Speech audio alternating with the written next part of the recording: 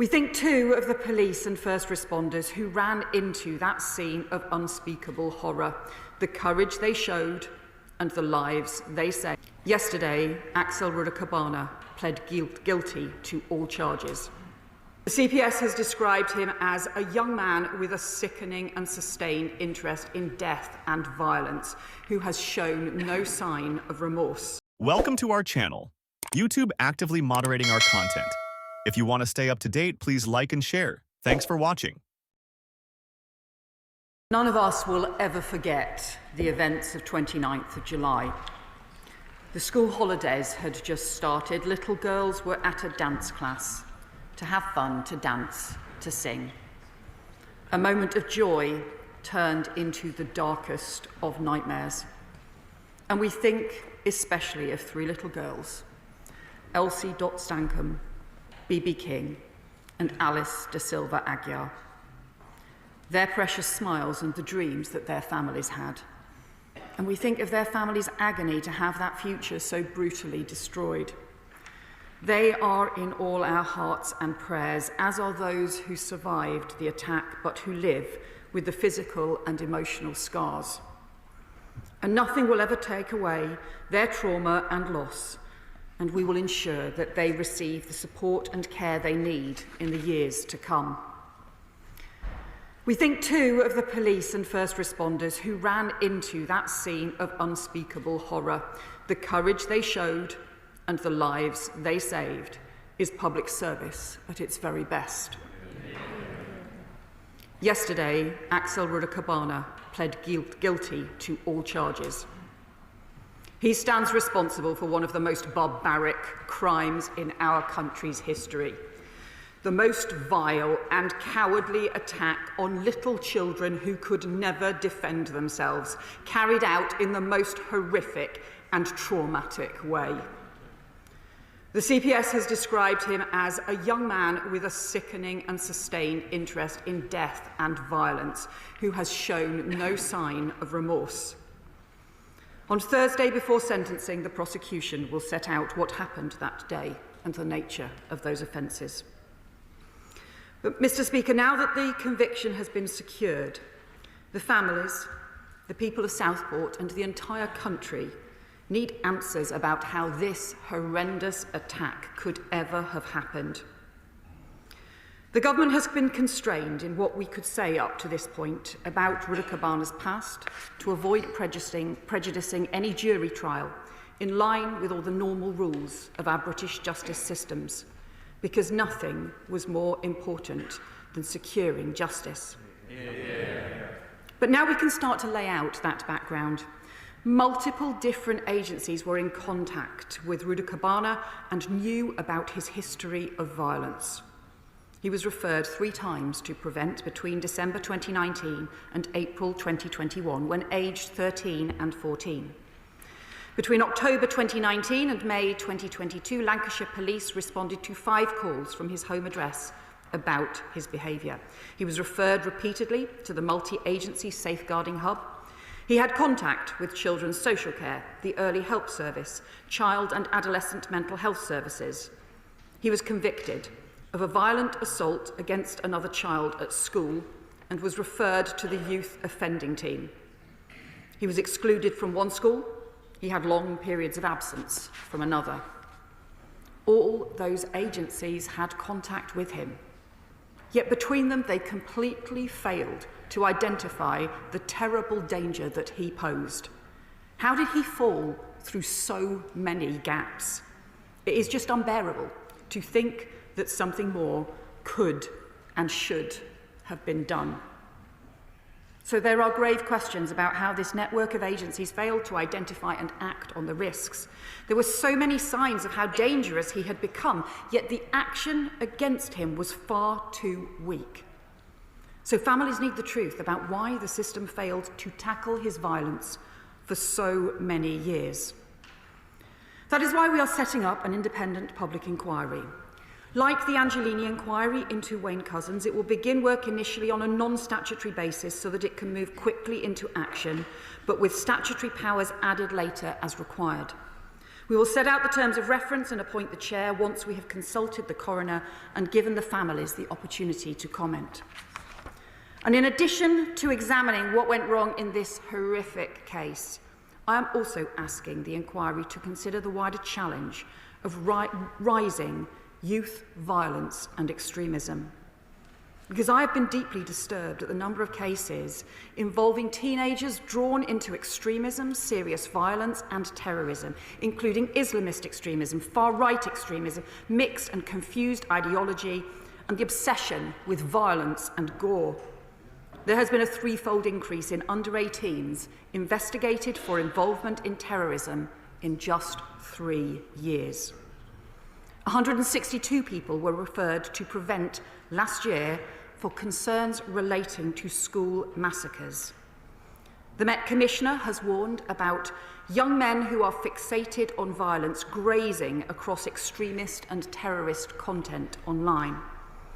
And Five Eyes counter-terror partners have warned about growing radicalisation of minors, happening as so many of our children and teenagers are being exposed to ever more disturbing materials online, an online ecosystem that is radicalising our children while safety measures are whittled away. The Online Safety Act illegal content codes of practice come into force in March, and the child safety codes should be in place this summer. But companies should take responsibility before then. The prosecution will provide more detail on Thursday about material Rudakubana searched for online, but I can tell the House the government is this week contacting technology companies to ask them to remove dangerous material that he accessed. Companies should not be profiting from hosting content that puts children's lives at risk. And let me set out 4 other areas where we're taking action in advance of the inquiry. Firstly, on Prevent. The government and counter-terrorism policing jointly commissioned an immediate Prevent learning review during the summer, and I will publish detailed findings following the sentencing. The 3 referrals took place between 3 and 4 years before the Southport attack, including following evidence that he was expressing interest in school shootings, in the London Bridge attack, the IRA, MI5 and the Middle East. On each occasion, Rudakubana's case was assessed by counter-terrorism policing, but in each case, there was no onward referral to specialist channel support.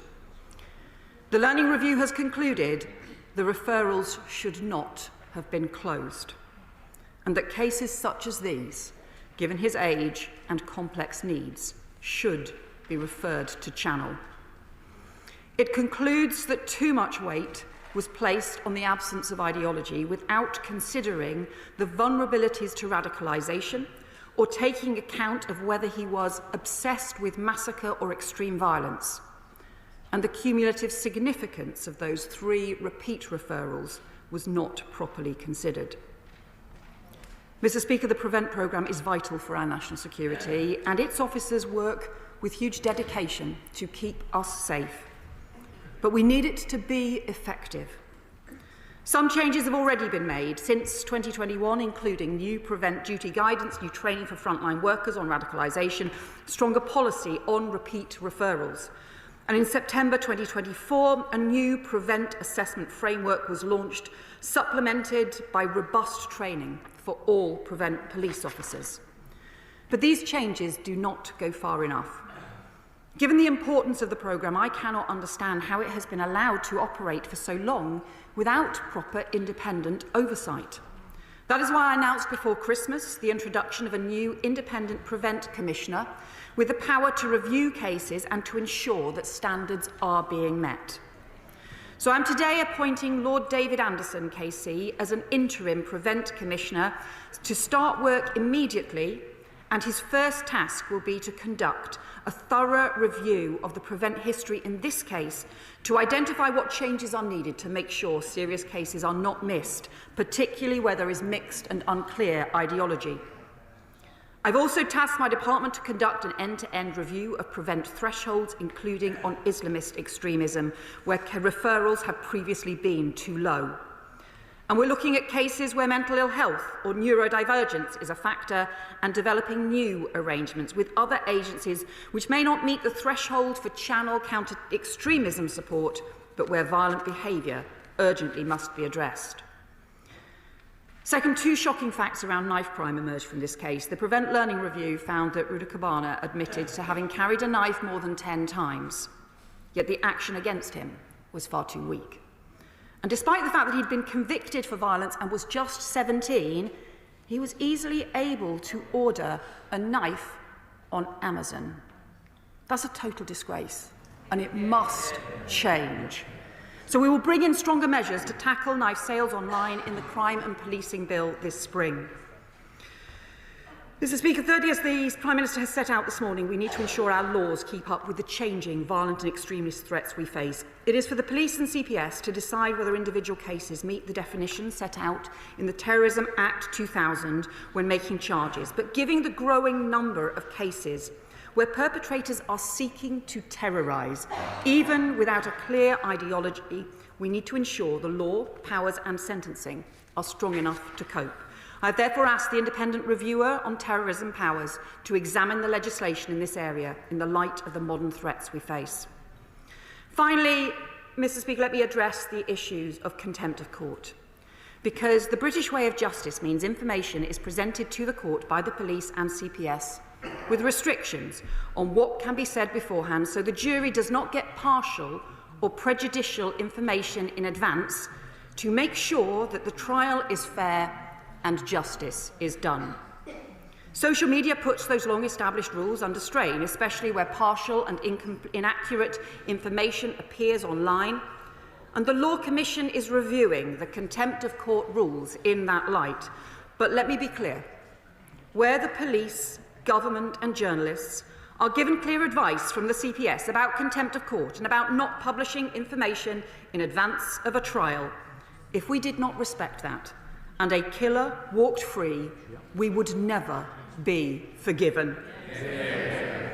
Mr. Speaker, there are times when something so unfathomably terrible happens that whatever words we find feel grossly insufficient. And that is how it feels over the Southport attack. So let there be no doubt. Responsibility for this outrage lies squarely with the perpetrator, but equally, in the wake of such a monstrous atrocity, we have to ask every question, no matter how difficult, and where change is needed, we must act. That is now our task. We owe that to the victims, to their loved ones, and we owe it to the country, because protecting the public is the first duty of the government and the shared purpose of this House. I commend this statement to the House.